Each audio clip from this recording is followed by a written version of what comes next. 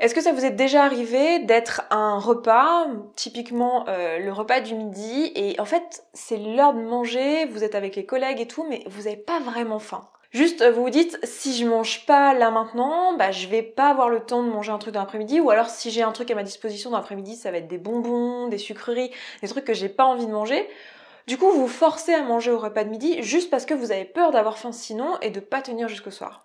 Le truc c'est que en faisant ça, bah vous suivez pas vraiment vos sensations de faim et de satiété et vous savez qu'à long terme c'est pas une bonne idée en fait, que votre corps il sait mieux que vous ce dont il a besoin et que l'objectif c'est de simplement suivre ses sensations pour que sur le long terme, bah, si vous avez du surpoids et du poids à perdre, bah en fait votre corps va tout simplement déstocker calmement ce qu'il a envie de déstocker et vous amener jusqu'à votre poids de forme. Pourquoi est-ce qu'on a cette peur d'avoir faim comme ça tout au long de nos journées alors qu'on est entouré d'énormément de nourriture? C'est pas comme si vous regardez cette vidéo, vous n'aviez pas de la nourriture à votre disposition. Donc pourquoi on a cette peur viscérale et comment on peut s'en affranchir pour pouvoir aborder notre alimentation et notre nouveau mode de vie de façon beaucoup plus sereine?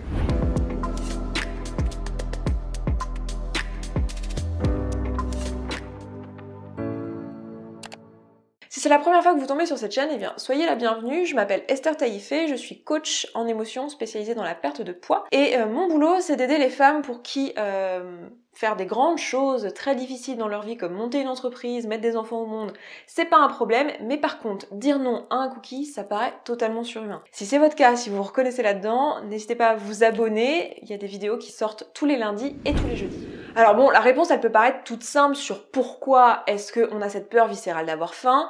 Tout simplement parce que se nourrir c'est nécessaire à notre survie. Donc on imagine bien que d'un point de vue évolution de l'espèce humaine, c'était pas complètement idiot que ceux qui survivent le mieux, c'est ceux qui globalement avaient peur d'avoir faim ou pour qui la faim était très désagréable, qui faisait que du coup ils se nourrissaient et donc ne mouraient pas de faim et donc se reproduisaient et donc répandaient leurs gènes, etc., etc.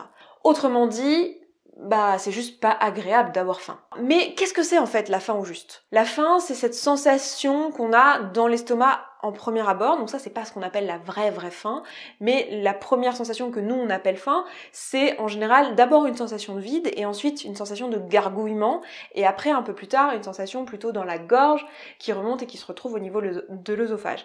Donc c'est pas très agréable, ça passe en quelques minutes en général, mais ça retient notre attention. Vous pouvez vous amuser à prendre votre montre et regarder si oui ou non cette faim est passée en quelques minutes et vous verrez qu'en fait elle passe très vite. Cette faim finalement c'est juste un signal de la part de votre corps qui vous dit là, franchement, ça serait pas mal si tu mangeais un truc parce que ça nous éviterait d'aller chercher dans les stocks, ça nous permettrait de continuer notre petite vie pépère sans trop se fouler, donc si tu pouvais manger, ça nous simplifierait la vie.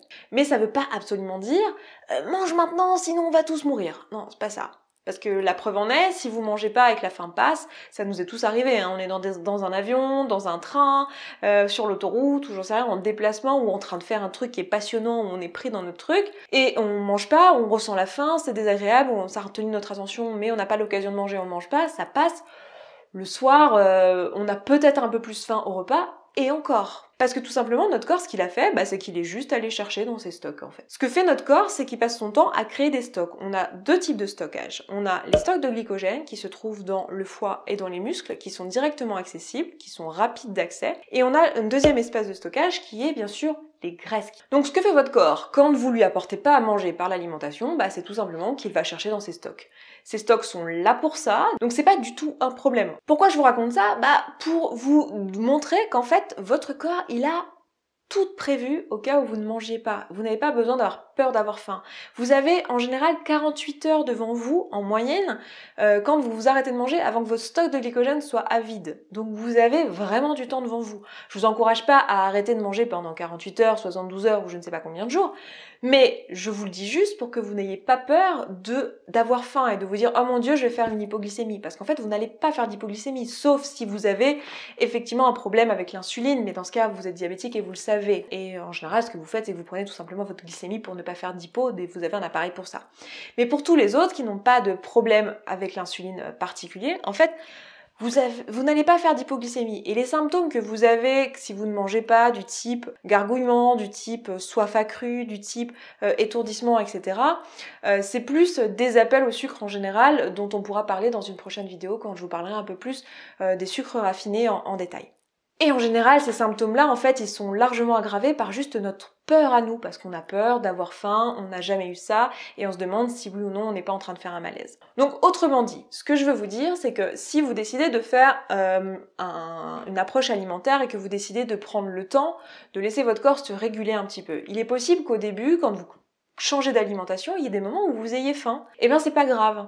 Même si à terme l'objectif c'est de suivre ces sensations de faim et satiété bien sûr, dans un premier temps, si actuellement vos sensations de faim et satiété c'est n'importe quoi, vous savez pas les reconnaître et vous savez pas quand est-ce que vous avez faim, vous savez pas quand est-ce que vous n'avez plus faim, c'est sûr que quand vous allez adopter une alimentation équilibrée qui a pour but de laisser le temps à votre corps de se réguler, de recalibrer un petit peu tout ça, il est possible qu'au début il y ait des moments où vous ayez faim alors que c'est pas le moment où vous avez prévu de manger, eh bien c'est pas grave. Et si vraiment c'est trop désagréable ou que vous le souhaitez pas à ce moment-là parce que vous avez des trucs à faire et que vous n'avez pas envie d'avoir faim, vous pouvez aussi vous dire que vous aurez toujours la nourriture à disposition, que vous pourrez toujours acheter quelque chose ou avoir quelque chose dans votre sac et qu'il n'y a pas de raison d'avoir une peur à ce point-là d'avoir faim. Autrement dit, la faim, c'est juste un signal, c'est juste votre cerveau qui vous dit « Eh oh, là ça serait bien de manger, mais si tu le fais pas, on va aller chercher dans les stocks, on est fait pour ça et c'est ok ».